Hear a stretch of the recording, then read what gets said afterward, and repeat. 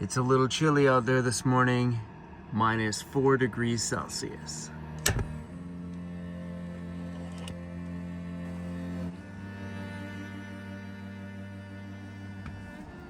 Oh, nothing like a flannel. Man, I miss my flannels. Really miss them. It's like one of my highlights of the winter season is popping on a good flannel.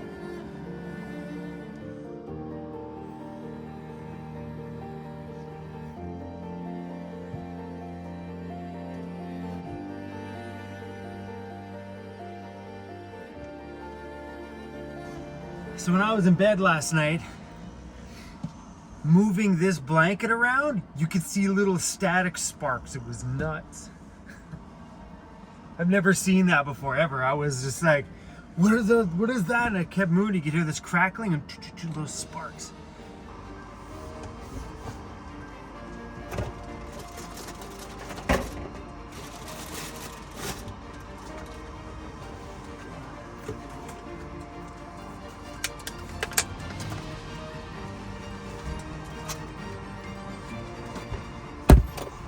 Feels really good to have a working fridge back though. Hey, back to berries and oatmeal in the morning.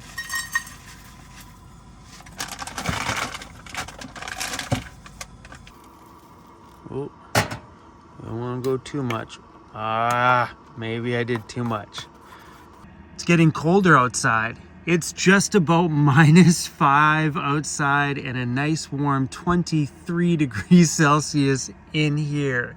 And a big concern with having my batteries put back there under the back corner of my bed where it's colder is keeping them warm enough to charge. With lithium batteries, if it's -5 degrees and those batteries are at -5, you can't charge them because you can wreck the cells. But those new SOK batteries I have internal BMS systems in it, so I could actually see the individual temperature of each of my, why can I not flip that thing? Whatever. Trying to flip it, whatever. Each of my batteries, one by one, I can just click on them. So let's find out what the temperatures are at.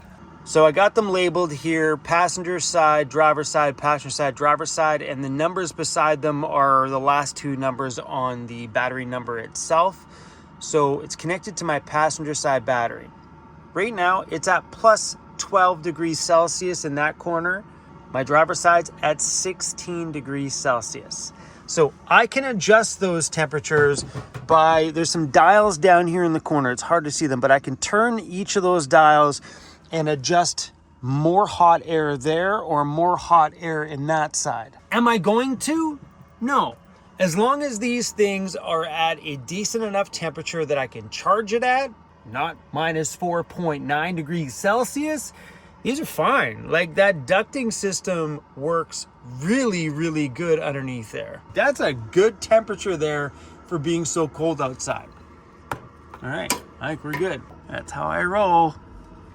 Brr. It looks cold out there this morning. Oh, it's a pretty morning though. Oh, is that ever pretty? All the fall colors. Woohoo! Brr. Okay, I'm gonna shut the door, it's cold. Chris is like, what'd you do that for, Dad? Hey, what'd you open the door for? Let all this nice hot air out. It's cold outside, man. We gotta put your old man sweater on, Cruzy. There you go, buddy. Hey, your old man sweater. You seriously look like an old man in that thing. Look at the little buttons and stuff. The little pockets in the bum. Great, Dad. It's definitely a chilly one out here this morning. Burr, burr, and burr. We are heading back to the West Coast, and pretty quick, actually. Put in a fair amount of driving over the last few days, and I think over the next few days, we're going to be putting in a whole lot more. Look how cold it is. I'm pretty sure. Because we cannot wait to go back to BC. Yeah, back to the mountains. Back to the mountains and back to a weather that's not minus just about 5. Yeah, Yeah, this is like winter for us. This is winter in BC. Yeah, it's a Vancouver winter for sure. We get plus temperatures during the day, sub-zero at night. This is like our coldest winter day on Vancouver Island would be maybe -5. This is insane because it's what, October? It's not even winter yet. We're gonna plug my Jackery into the dashboard. That way we can give it a bit of a charge while we drive. Ooh. All right, baby, what you gonna pull in for me?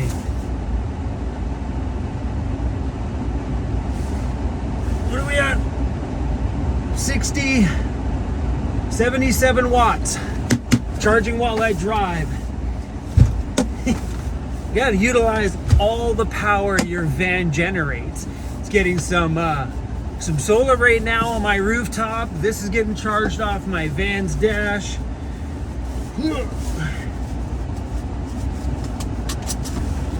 Okay, I think my radio's dead. A nice little place to sleep last night, right beside a little river that goes into a lake, right next door to the highway. It was a pretty quiet spot. We had another truck camper come in last night. They left super early this morning. Yeah, finding places to sleep coming through this section of Ontario is so easy. There's so many places to just pull over on the side of the road. But winter definitely feels like it's here for sure.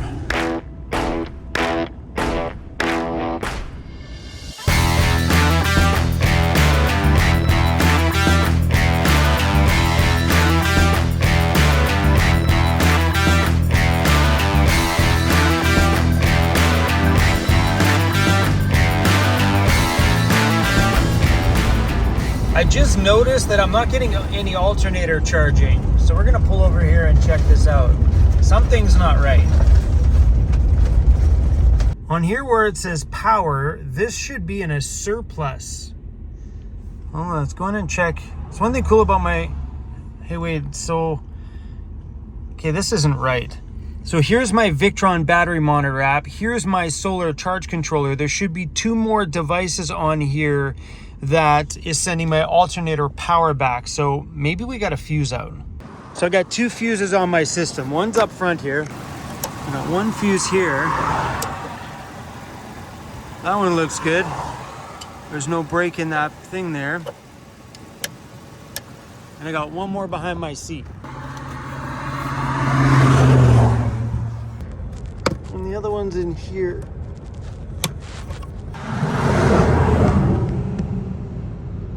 That one looks okay too. That one's a bit hard for me to see. Here comes a big truck. Buying a voltmeter is a good idea. Keep one in your van because you never know when you're in a scenario like mine and the fuses seem to look okay. What do you do at that point?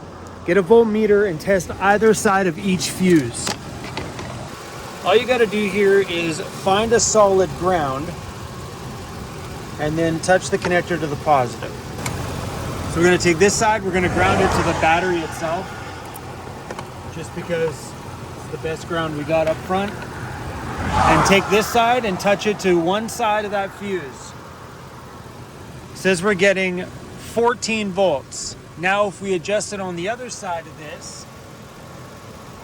it's telling us we're getting the same, 14 volts. So the fuse up front is working totally fine, nothing wrong with it at all. So it's giving us 14.02, which is exactly what it was giving us up front. So now we're gonna rotate this to the other side of that fuse. So the other side of that fuse is giving us absolutely nothing. So on there, if you take a look at the screen, it's giving us 0 on one side and 14.02 on the other, right? Meaning that fuse in the back is completely gone. And it's hard to see that one because that one's in a weird tucked away zone. So we need another mini A&L fuse in the back. Having those lights back there is pretty cool though.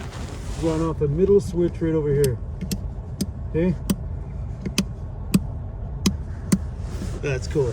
Getting one of these is just a really, really good idea. Emmy went out and bought one and she had a hard time trying to figure out how to use it. she made a joke that, you know, you put instructions on how to cook things kind of stuff, but you don't put instructions on here on how to use them. Even myself, I had to go onto YouTube to find out what setting I need to do to check my 12 volt system, and it just happened to be that one right there. It's on voltage and at 20. I think I paid 20 bucks for this thing and comes in super handy. So back here, I got a little bin with some extra fuses. I don't think I have a mini A&L fuse though. I have a big A&L fuse. Yeah, no mini A&L fuses in here at all. Lots of the standard blade fuses and the mini blade fuses.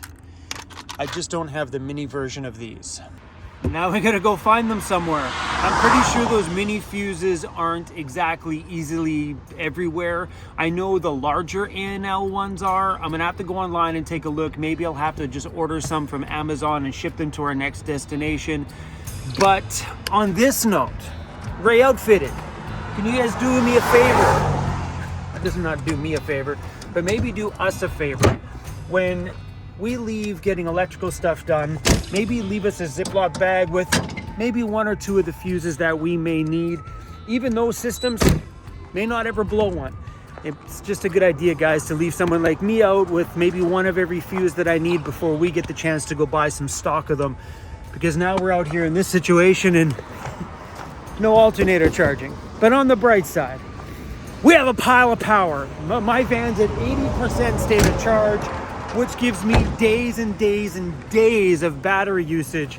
Now that we put the 400 amp hours of SOK in this bad boy, I'm not really worried about power. If I was only running my 2 100 amp hour batteries, I would be a little bit worried about my power right now, because one good editing day with my old battery system and I would have been fully dead. But thankfully we got this plugged in, so if we ever need some extra power, that's at 54% right now. But as you guys can tell on the back of my van, I always keep stock of lots of fuses. That happened when we put in my air compressor and my winch and all those other things. I went and made sure that I bought stock of all the different fuses, because it's not like my whole van has one type of fuse system. I got that little block one, which is just a cool fuse. I've blown a couple of those a few times, so I now keep backups. So adding the little mini A&L fuses, now that I have 2 of them in my van, are definitely something I'm gonna add to my stock. Thankfully, we're only a couple of days from somewhere that I can get an Amazon package shipped, so that's pretty cool. Thanks for stopping with me.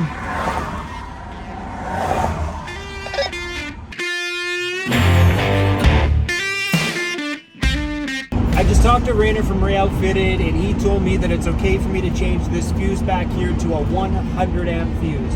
What's back there currently right now is an 80 amp. The one that's up front that we tested that didn't blow, that's a 100 amp. So he explained it to me and I really didn't quite, I'm not going to get into it because I don't want to say things wrong, but something about the alternator, something about being low and then sending out a higher amperage, which could have knocked out the 80 amp back here. So I'm safe to put a 100, so that's exactly what I'm going to do. It's pretty cool though. On a cloudy day like today while we're driving, we're pulling in 39 watts of solar, which is pretty good because the sun is like hit and miss. Right now it's super cloudy outside, but when the sun was out, it was pulling, I don't know, about 140 watts, which was awesome. We got a little friend across the road from us here. There's a good old Canadian moose. Moosey, moosey, moosey.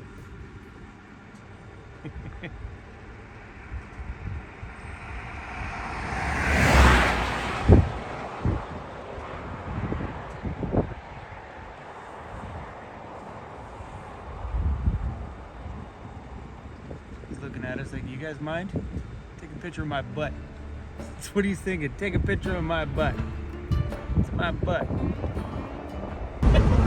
Are you comfy, Cruzy? Are you comfy? You look pretty darn cozy there. He really likes me having my laundry bag there. And I thought he would hate it, but no, he uses it as a pillow every day. He loves it. Here we go. Just about $2 again.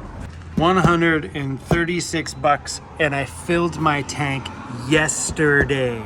Guess how much gas I put in here yesterday? I put in $142 of fuel yesterday. That's come on, just about $300 in fuel in 2 days. How much was your fuel?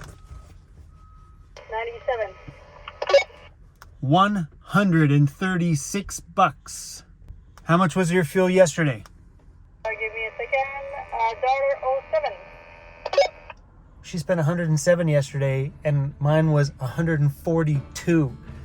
So that shows you the difference on having a lifted van with bigger tires and more weight. That's the fuel difference between the two of us.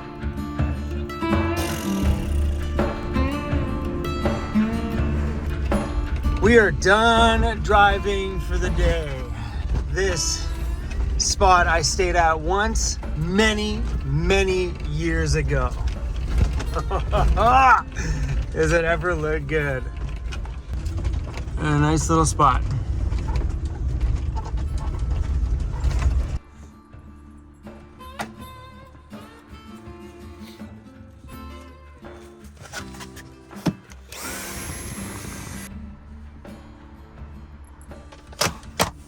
Oh, does it ever feel good to like stretch my legs out? Today was a really long drive. I don't do well with drives that long, but we put in some kilometers. We're getting just this much closer to getting back to those mountains in BC. We ate a lot of corn this summer during corn season. Now the corn season's over.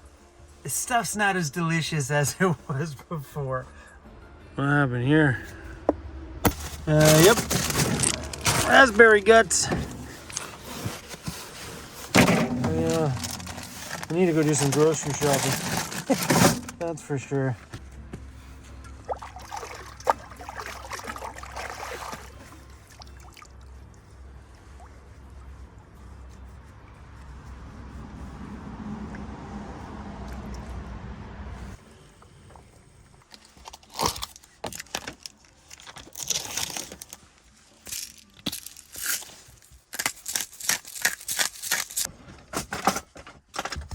Fill up some of our containers.